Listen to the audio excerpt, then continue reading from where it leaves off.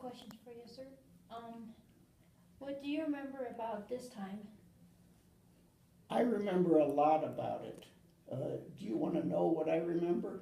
Yeah. Well, this time period we're talking about, the Cold War, started about 2 or 3 years after the end of World War II, when Winston Churchill, who was the former Prime Minister of England, was no longer the Prime Minister. He was beaten in an election at the end of the war.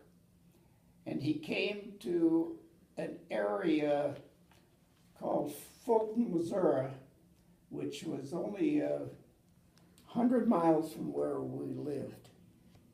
And he made a speech. And the speech was known as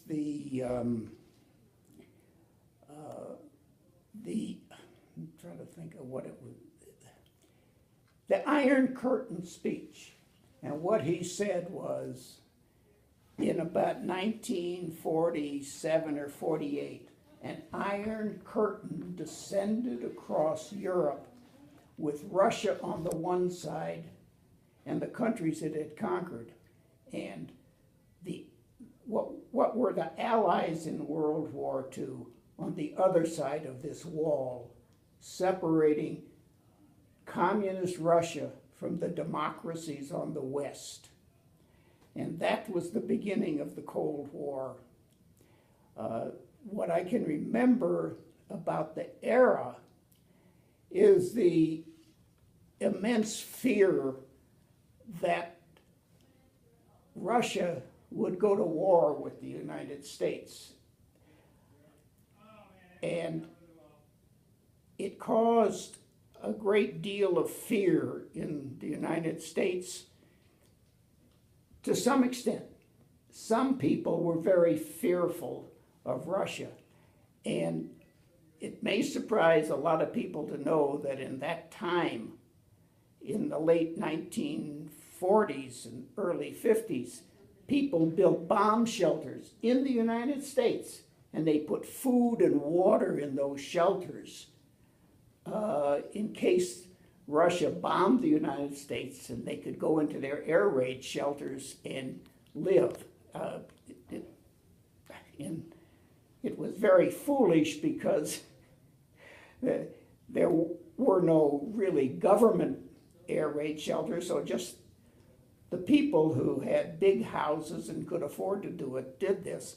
But it just shows how much fear there was at that time. Then, as part of this, there developed another fear in the United States that the communists in government were trying to let Russia take over, or the communists take over this country. And it was absolutely horrible. The Congress held hearings promoted particularly by a senator named McCarthy, and it was known as the McCarthy era. And he said, I have a list of communists that working for the United States government. Nobody ever saw the list. He just said he had a list, and he held up a piece of paper. And then he built up so much fear in a group of people in the United States that they started holding hearings in Congress to try to find out who these communists were that were, in effect, running our government. And he read this list, and he interviewed people, and for instance, there were movie stars on this list that he claimed were communist agents, and a lot of people in movies and television, such as it was in those days, or radio, lost their jobs because McCarthy accused them of being communist. And a lot of them, they would go to hearings and swear they weren't communists, but they got fired anyway because he says, I have a list here that says you are a communist. It hit home to me, and really I wasn't afraid of communists taking over the government, but I had a roommate in college who in his early 20s was accused by the McCarthy hearings of being a communist.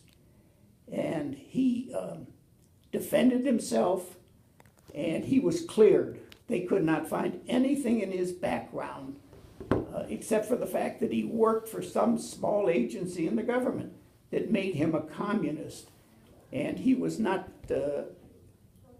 convicted or even accused of being a communist, but it cost him a lot of money. And I lived with him for a year in college, and you can tell it affected him financially, and it made him very bitter.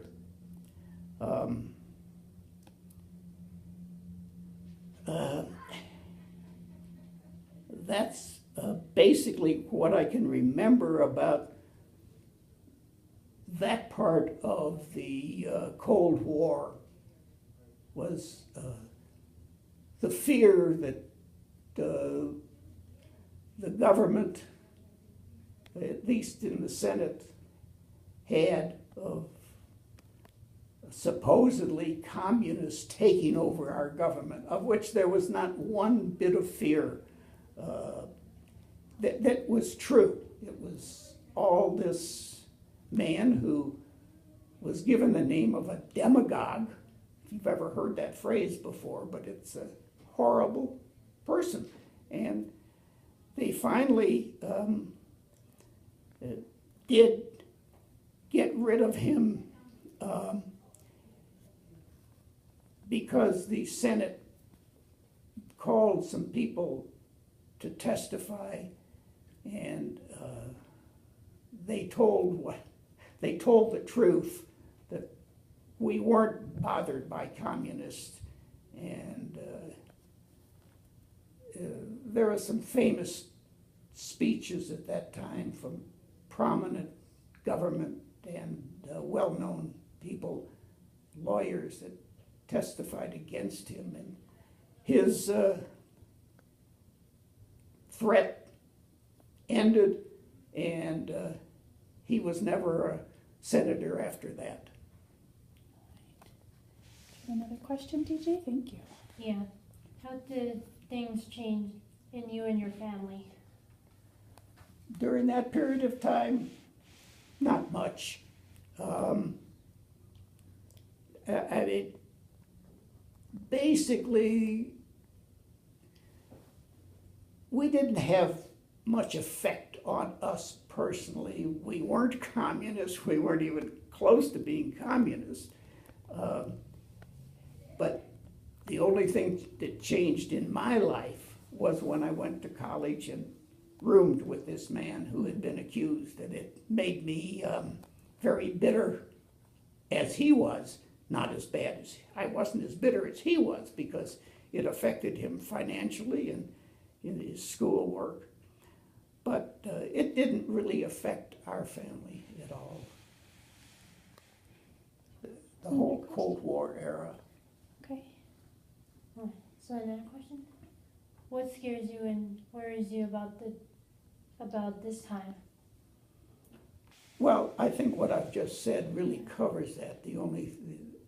I wasn't scared. I wasn't scared of being bombed because I didn't believe it was going to happen. But it's interesting to know that some people were, to the point of making their own bomb shelters. Oh yes, yes. Yeah.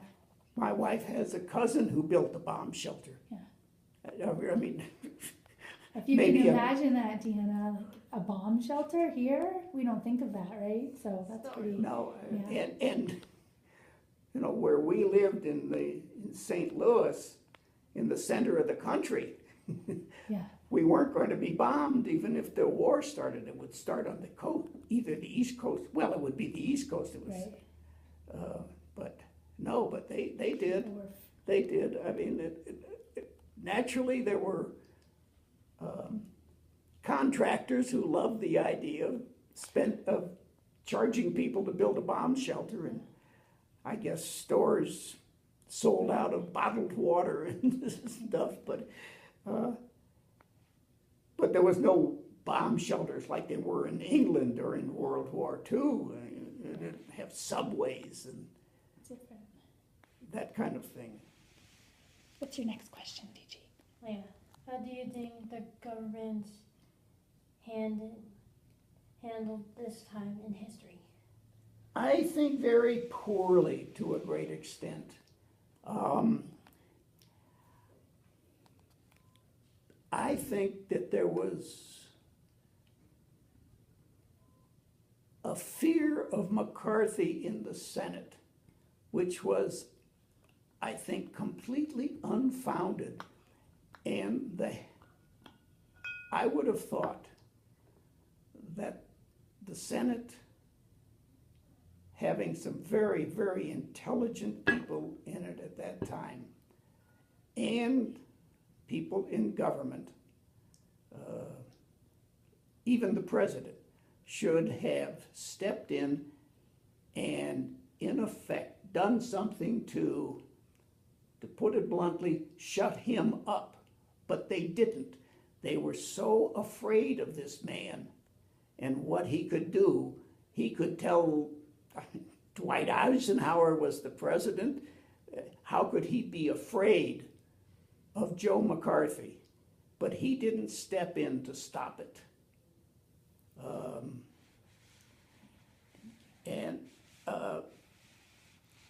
So he was president from 1950 to 58. So he could have stopped it when it started. And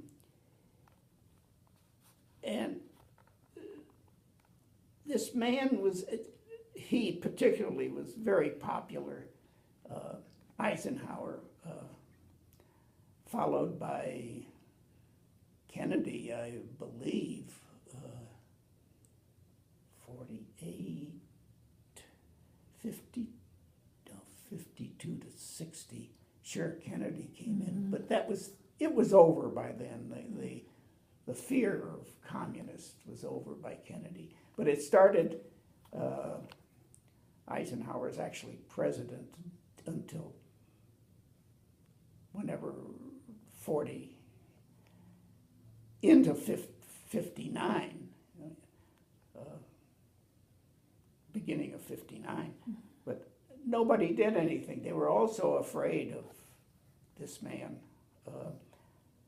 President of the United States should have more sense than to allow this to have even started. What's your next question, DG? Yeah.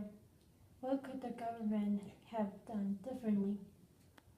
Well, the Senate,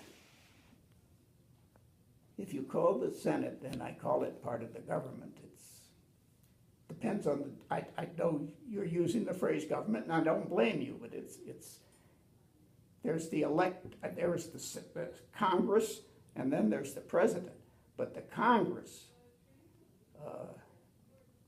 which is a big part of the government, and the Senate, they should have stopped this man. They just should have stopped him cold, but they didn't until some of these men. I can't remember the name of the lawyer who came to the Senate to interview McCarthy. And he said to McCarthy when they made McCarthy testify to what he's doing, and he said, "Sir, have you no shame?" And I think that speech was the end of McCarthy. Now, I can't say that Joe McCarthy was the whole Cold War,